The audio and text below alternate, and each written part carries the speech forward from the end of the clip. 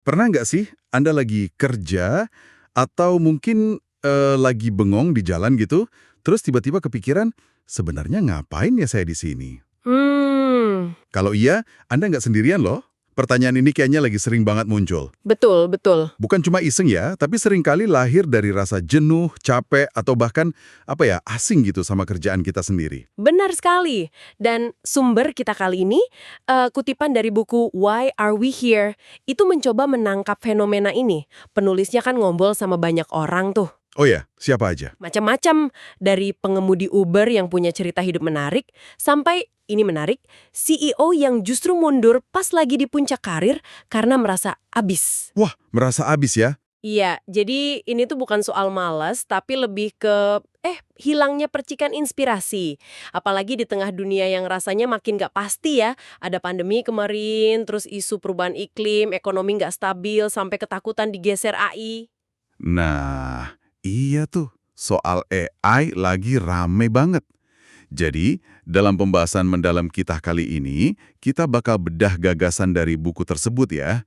Kita coba pahami, kenapa sih perasaan mengapa saya di sini nih kok rasanya kuat banget sekarang? Hmm. Dan yang lebih penting lagi nih, gimana kerangka yang ditawarin buku ini bisa bantu kita, ya Anda juga, nemuin lagi makna dan arah, terutama dalam konteks kerjaan kita. Intinya sih kita akan lihat ada 8 elemen kunci. Menurut buku ini ya, ini bisa jadi fondasi buat bangun lagi semangat kerja dan jawab pertanyaan tadi. 8 ya? Apa aja tuh? Ada harapan, terus tujuan, komunitas, kasih sayang, kebebasan, keterbukaan, rasa memiliki, dan terakhir pengakuan. Ini kayak semacam peta jalan gitu buat nemuin makna lagi. Oke, 8 pilar. Menarik. Mari kita mulai dari akarnya dulu deh. Apa sih yang bikin pertanyaan kenapa saya di sini ini jadi begitu, menggema gitu sekarang? Sumber ini nunjuk beberapa biang keladinya. Iya, Salah satunya, burnout. Kelelahan ekstrim yang meluas banget. Ada data dari Mercer yang dikutip cukup bikin kaget sih. berapa angkanya? 81% pekerja itu berisiko burnout. 81% loh. Ini bukan isu kemarin sore ya, ini masih sangat nyata. Wow, tinggi banget ya. Dan itu ditambah lagi sama rasa kesepian di tempat kerja. Ini juga katanya malah meningkat. Kok bisa ya? Padahal di kantor ketemu orang. Nah itu dia, fokusnya seringkali kejar target, kejar produktivitas. Kadang tanpa sadar, itu ngikis waktu buat sekedar ngobrol santai atau ya terkoneksi aja antar rekan kerja. Bener juga sih. Akibatnya, ya menurut sumber ini, banyak yang jadi merasa terisolasi. Padahal koneksi sosial itu penting banget kan buat kesehatan mental dan fisik kita. Terus ada lagi nih perasaan ennui. Apa ya itu? Semacam bosen campur hilang arah gitu kali ya. Iya, kayak hampa gitu ya. Nah, ada data Mercer lagi nih. 2 dari 5 pekerja ngerasa dunia kerja saat ini tuh rusak. Malah seperempatnya berharap nggak usah kerja sama sekali. Wah, Ya wajar sih ya. Kalau kita udah capek, bosen, terus nggak tahu tujuan, ya semangat kerja pasti anjlok. dan jangan lupakan juga rentetan krisis global yang dampaknya kan masih kita rasain ya. Mulai dari efek jangka panjang pandemi, terus kekhawatiran soal perubahan iklim, ketidakpastian ekonomi. Sampai munculnya kecemasan baru soal AI dan potensi tergantikan. Itu tadi yang disebut FOBO ya, Fear of Becoming Obsolete. Betul, FOBO. Dan itu nyata loh, data dari Edelman sama Microsoft LinkedIn bilang separuh pekerja global ngerasain kecemasan ini. Separuh? Banyak banget. Iya, Jadi ini kayak kombinasi ya, kelelahan, kesepian, bingung arah, ditambah lagi gempuran perubahan sama ketidakpastian. Pantesan aja banyak orang ngerasa kayak, terombang-ambing gitu, nggak nyambung sama kerjaannya. dan kadang diperparah lagi sama kebijakan perusahaan yang dirasa kaku. Contohnya ya, soal wajib balik ke kantor itu, yang kadang bikin jarak antara harapan karyawan sama realita makin lebar aja. Iya. Rasanya tuh kayak sekolah yang isinya cuma pelajaran inti melulu. Nggak ada seni, nggak ada olahraga, nggak ada waktu istirahat. Fokusnya cuma kerja, kerja, kerja. Dan buat banyak orang itu aja nggak cukup ya. Tuh sebagai jalan keluarnya. Mari kita lihat pilar pertama. Harapan. Hope. Harapan ya, kedengarannya agak abstrak mungkin ya, tapi kenapa ini jadi penting sebagai fondasi awal? Justru ini krusial banget. Sumber kita ini ngutip teorinya psikolog Charles Snyder. Dia ngelihat harapan itu bukan sekedar angan-angan loh, tapi sesuatu yang bisa dibangun, bisa diukur. Oh, bisa diukur. Gimana tuh? Intinya harapan itu kayak otot mental gitu, yang bantu kita jadi tangguh ngadepin ketidakpastian. Kalau kita punya harapan, kita cenderung lebih percaya sama orang lain, lebih ngerasa didukung, lebih inklusif, Hmm, dan akhirnya lebih berani nyoba hal baru dan jadi lebih baik hati juga. Ini kayak penangkal rasa takut dan putus asa gitu. menarik. Jadi harapan itu bisa dilatih ya? Kayak otot beneran? Gimana caranya bangun otot harapan ini di lingkungan kerja? Bisa banget. Sumber ini kasih beberapa cara praktis kok. Misalnya nih, dengan secara proaktif nyoba mecahin masalah meskipun hasilnya belum pasti. Upayanya itu sendiri udah ngebangun harapan. Oh, jadi prosesnya ya? Iya. Terus, lewat penguasaan atau mastery. Itu pas kita ngerasa makin kompeten, makin punya kendali atas kerjaan kita. Makanya, perusahaan yang dukung pengembangan skill karyawannya itu sebenarnya lagi numbuhin harapan juga. Berarti punya tujuan yang jelas juga ngebantu dong? Tepat sekali. Penetapan tujuan yang jelas, kayak pakai kerangka OKR di Google misalnya, itu pada dasarnya ngelatih pola pikir penuh harapan di otak kita. Oh gitu. Terus, ngasih umpan balik positif lebih sering daripada kritik. Rasionya katanya idealnya 5:1. Terus, ngasih otonomi, mastiin target itu nantang tapi masih bisa dicapai. Semua ini ngebangun harapan. Termasuk hal kecil kayak rutinitas gitu. Bahkan itu juga penting. Rutinitas dan ngelihat kemajuan kecil yang konsisten. Itu semua ngebangun harapan. Oke. Jadi harapan itu bukan cuma soal perasaan positif ya, tapi juga soal adanya jalur yang jelas dan kemampuan buat melangkah maju. Nah, ini nyambung nih ke pilar kedua, tujuan, purpose. Apa bedanya harapan sama tujuan di sini? Kalau harapan itu ibarat bahan bakarnya ya, tujuan itu arahnya, kompasnya gitu. Pilar tujuan ini ngejawab pertanyaan, buat apa sih saya ngelakuin ini? Ah, oke. Itu cenderung lebih betah, lebih lama, dan ngerasa lebih puas. Dan katanya malah bisa lebih untung perusahaannya. Uniknya gitu, perusahaan yang fokus ke tujuan seringkali malah lebih profitable. Berarti ini bukan sekedar soal punya misi perusahaan yang keren ditempel di dindingnya. Jauh lebih dalam dari itu. Mengutip Adam Grant nih, makna itu muncul pas kita bisa ngelihat dampak nyata kerjaan kita ke orang lain, bukan cuma slogan. Ada contohnya nggak? Ada contoh bagus di buku ini, soal Ben, manajer pabrik alat medis. Dia nggak cuma kasih tahu timnya soal target produksi aja. Terus? Dia bawa mereka ketemu langsung sama petani yang pakai alat mereka. Ngelihat langsung manfaat produk yang mereka bikin, itu wah semangat timnya naik drastis. Itu contoh konkret numbuhin tujuan. Itu contoh yang kuat banget sih. Dan rasanya di era sekarang ini, orang makin butuh tujuan ya. Terutama mungkin generasi yang lebih muda. Betul banget. Pandemi kemarin kan bikin banyak orang jadi merenung ulang soal tujuan hidup. Ada riset Deloitte nunjukin 9 dari 10 Gen Z dan milenial itu nganggap tujuan penting banget buat kepuasan kerja. 9 dari 10. Tinggi ya? Tinggi, tapi ini masalahnya. Kurang dari separuhnya yang percaya perusahaan tempat mereka kerja itu benar-benar bawa dampak positif. Ada gap ekspektasi di sini. Wah, ada gap ya? Iya. Bahkan banyak dari mereka yang sampai berani nolak tugas atau tawaran kerja loh, kalau dirasa nggak sesuai sama nilai etika pribadi mereka. Serius? Sampai segitunya ya? Jadi, gimana nih para pemimpin bisa jembatanin gap ini? Apa saran dari sumber kita? Pemimpin perlu jadiin penemuan tujuan ini prioritas. Bukan berarti harus punya jawaban yang sempurna sih, tapi lebih ke, bantu orang ngehubungin kerjaan mereka sama nilai-nilai pribadi mereka. Kasih ruang buat itu. Caranya gimana tuh? Bisa lewat diskusi rutin soal tujuan. Atau bahkan ada program internal kayak di Deloitte itu, ada grup namanya Wizards. Tempat karyawan bisa saling bantu nyalurin passion mereka di luar tugas utama. Oh, menarik tuh Wizards. Ya kan? Atau bisa juga kasih kesempatan nyoba hal baru lewat Innovation Days, ngerayain pencapaian sekecil apapun, atau mentorship yang tulus. Itu semua bisa ngebantu. Oke, jadi kita butuh harapan dan tujuan. Tapi kan kita nggak kerja sendirian ya. Ini pasti nyambung ke pilar ketiga, komunitas, community. Kenapa komunitas jadi penting banget sekarang? Ini krusial karena kita lagi ngadepin apa yang disebut epidemi kesepian global. Termasuk di tempat kerja loh, percaya sama rekan kerjanya sendiri. Padahal punya teman di kantor itu penting banget ya. Bukan cuma buat curhat doang kan, tapi buat kerjaan juga. Penting sekali.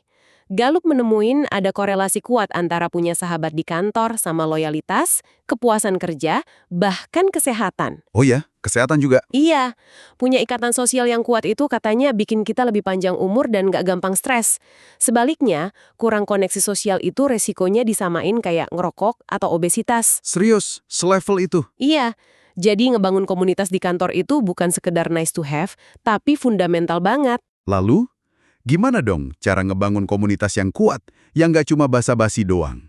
Sumber ini nekenin pentingnya ngebangun apa yang disebut energi relasional positif. Gampangnya sih ini soal nyiptain interaksi yang bikin orang ngerasa semangat dan terhubung. Caranya? Ada beberapa cara praktis. Satu yang sederhana tapi sering dilupain. Biarkan mereka makan siang bersama. Jangan cuma makan di meja kerja masing-masing. Sengaja luangin waktu buat makan bareng, ngobrol santai. Itu ngebangun ikatan loh. Sederhana tapi bener juga ya. Sering kelewat nih hal kayak gini. Selain makan siang bareng, Cara lain itu menjadwalkan kebetulan, schedule serendipity. maksudnya? Jadwalin kebetulan. Gimana tuh? Maksudnya, nyiptain situasi atau ruang di mana orang dari tim atau latar belakang beda bisa ketemu dan ngobrol secara nggak sengaja. Bukan maksa orang buat seneng-seneng ya, tapi kasih kesempatan buat itu terjadi. Oh, difasilitasi gitu ya? Iya, bisa lewat desain kantor yang lebih terbuka atau acara santai lintas divisi. Ini ngebangun kepercayaan. Ada lagi yang menarik nih, menyebarkan gosip positif. Maksudnya gimana tuh? Kok gosip? Haha, kedengarannya aneh ya. Tapi penelitian nunjukin budaya di mana orang sering dengar hal baik tentang rekan kerjanya itu punya manfaat besar. Manfaatnya apa? Ini kayak sinyal bahwa pertemanan itu dihargai, bikin orang lebih puas dan ngerasa aman secara psikologis. Bisa dimulai dari hal kecil aja, misalnya muji kerja bagus seseorang di depan umum, atau mulai rapat dengan cerita singkat hal baik tentang rekan kerja. Oh gitu, jadi gosip yang membangun ya? Iya, tentu aja sambil tetap jaga batasan dan ngendaliin gosip negatif ya. Oke. Jadi udah ada harapan, tujuan, komunitas. Rasanya tiga ini udah ngejawab banyak kegelisahan ya. Tapi ada satu lagi nih yang erat banget kaitannya sama kondisi sekarang, yaitu kecemasan soal teknologi dan AI. Ini masuk ke pilar keempat, kasih sayang. Compassion. Kenapa kasih sayang jadi penting di era AI? Karena kemajuan teknologi, terutama AI, itu kan nimbulin ketakutan nyata, FOBO tadi. Orang khawatir kerjaannya keganti, ngerasa nggak relevan lagi. Nah, disinilah kasih sayang berperan. Gimana perannya? Sumber ini bilang, pemimpin itu nggak cukup cuma empati. Empati kan baru dengerin ya. Perlu kasih sayang, artinya bertindak. Bertindak gimana maksudnya? Artinya yang ngelibatin karyawan dalam keputusan soal teknologi, ngasih jalur yang jelas buat belajar skill baru, reskilling atau upskilling, tapi secara manusiawi. Bukan sekedar ngasih link training online terus ditinggal. Jadi, ini soal nyimbangin antara adopsi teknologi sama ngejaga manusianya gitu ya? Tepat, jangan sampai kejebak shiny object syndrome, terlalu fokus ke AI sampai lupa tantangan lain, kayak potensi kekurangan talenta atau kebutuhan mendesak buat reskilling massal. Bener juga. Investasi pada manusia, lewat pelatihan yang mudah diakses dan didukung, itu sama pentingnya loh sama investasi pada teknologi. Kasih sayang di sini artinya mastiin nggak ada yang ketinggalan dalam transisi ini. Masuk akal banget. Nah, pilar kelima ini juga lagi anget banget dibicarain. Kebebasan, freedom. Terutama soal fleksibilitas kerja. Apa nih pandangan sumber kita soal ini? Pandangannya jelas banget. Fleksibilitas itu sekarang hak, bukan lagi sekedar tunjangan tambahan. Hak ya, bukan tunjangan. Iya, ini didukung teori psikologi loh, self-determination theory, yang bilang kita tuh butuh otonomi atau rasa kontrol buat bisa sejahtera dan termotivasi. Kalau otonomi ini direbut, misalnya dengan paksaan balik ke kantor, RTO yang kaku, ya dampaknya bisa negatif. Kenapa sih mandat RTO itu seringkali nggak efektif menurut sumber ini? Ada penelitian yang dikutip nunjukin, mandat RTO itu seringkali nggak ningkatin kinerja perusahaan. Malah, bisa bikin karyawan yang bagus, yang high performer, pindah ke tempat lain yang lebih fleksibel. Wah, rugi dong ya. Iya, pesannya sih bukan berarti kantor jadi nggak penting ya, tapi fungsinya mungkin perlu berubah. Bukan lagi cuma tempat duduk depan layar seharian. Tapi jadi tempat apa dong? Jadi tempat buat kolaborasi, buat koneksi, buat ideasi bareng. Semacam ruang ketiga gitu loh, antara rumah dan kerja. Ruang ketiga. Tapi kan nggak semua kerjaan bisa fleksibel lokasinya. Gimana dong sama mereka yang harus di lokasi? Kayak pekerja pabrik atau layanan? Nah, ini penting banget, keadilan fleksibilitas. Flex fairness. Sumber ini bilang, Fleksibilitas itu nggak cuma soal lokasi kok. Oh iya, terus apa aja? Buat pekerja yang nggak bisa WFH, fleksibilitas bisa berarti otonomi atas cara kerjanya, atau jadwal yang lebih bisa diatur, atau bahkan model kayak minggu kerja 4 hari, yang eksperimennya nunjukin hasil positif, tanpa ngurangin produktivitas. Oh, jadi opsinya banyak ya? Intinya sih, ngasih sebanyak mungkin kontrol ke karyawan atas kerjaan mereka. Itu kuncinya. Oke. Kebebasan dan otonomi itu penting. Pilar ke-6 sekarang, keterbukaan, openness. Ini fokusnya kemana nih? Fokusnya ke keterbukaan antar generasi di tempat kerja. Kan sekarang ini ada beberapa generasi kerja bareng ya. Ada Gen Z, Millennial, Gen X, Baby Boomers. Iya, rame ya. Rame, dan masing-masing punya pengalaman, kebutuhan, sama tantangan yang unik. Gen Z sama milenial mungkin lebih kebebanan utang pendidikan, Gen X sering jadi generasi sandwich. Urus anak sama orang tua ya? Betul. Boomers juga bisa burn out dan khawatir soal pensiun. Nah, keterbukaan di sini artinya memahami perspektif ini semua tanpa kejebak stereotip. Dan yang penting, ngelawan ageisme atau diskriminasi usia. Gimana caranya bangun keterbukaan antar generasi ini? Biar nggak ada gap gitu. Salah satunya pakai gaya kepemimpinan yang lebih polisentris, kayak yang disaranin Colin Strong. Artinya, kurang hierarkis, lebih ngandelin kepercayaan sama kolaborasi berdasarkan keahlian, bukan cuma jabatan atau umur. Menarik. Juga penting buat terbuka ngomongin isu sensitif kayak kesehatan mental.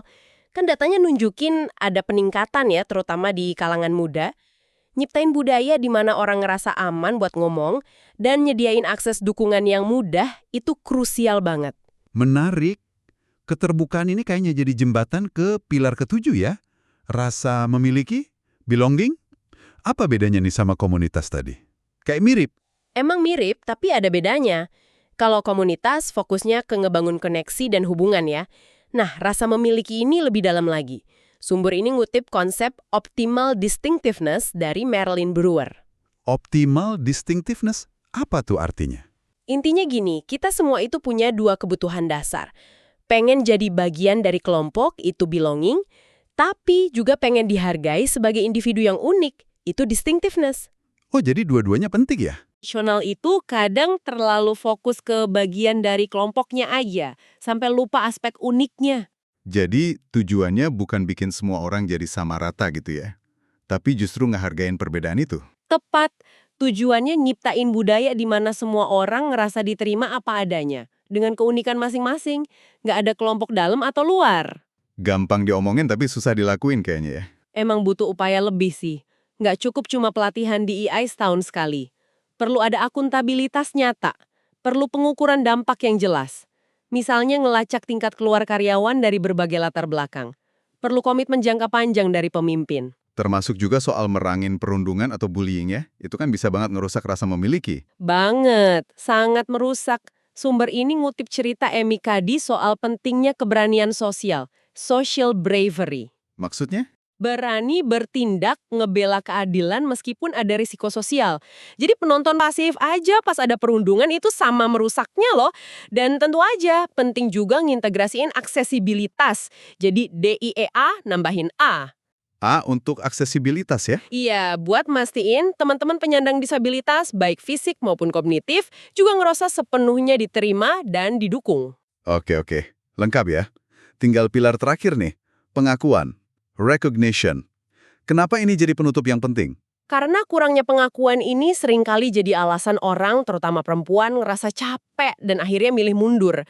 Sumber ini nyorot fenomena Great Breakup. Great breakup. Iya, di mana banyak pemimpin perempuan hebat mundurin diri.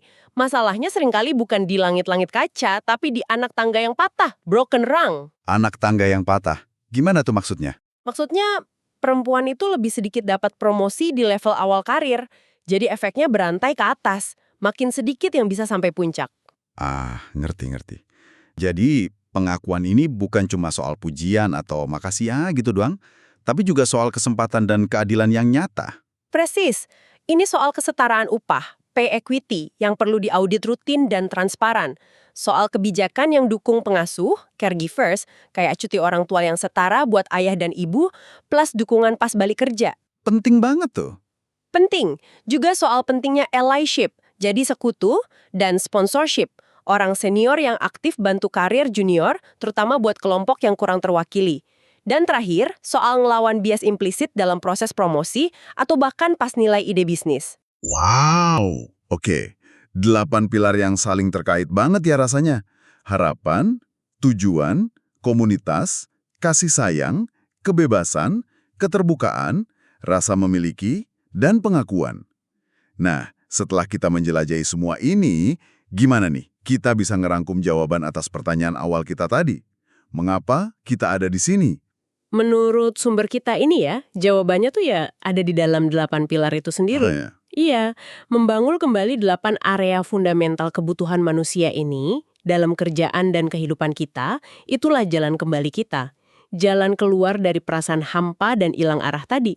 Kita ada di sini tuh untuk mencari, menciptakan, dan berbagi harapan, tujuan, komunitas, kasih sayang, kebebasan, keterbukaan, rasa memiliki, dan pengakuan. Itulah makna yang sebenarnya kita cari. Wah, dalam ya. Sebuah pesan yang kuat banget sih. Terutama buat para pemimpin ya gayanya. Di tengah ketidakpastian, mereka bisa nawarin kepastian dengan fokus ke elemen-elemen manusiawi ini. Betul. Dan bagi Anda, pendengar kami, pesannya mungkin adalah prioritasin manusia dulu, diri sendiri dan orang lain. Nah, nanti hasil lainnya, termasuk hasil bisnis, itu bakal ngikutin. Betul sekali. Perasaan gamang, mengapa saya di sini, itu wajar kok di era ini.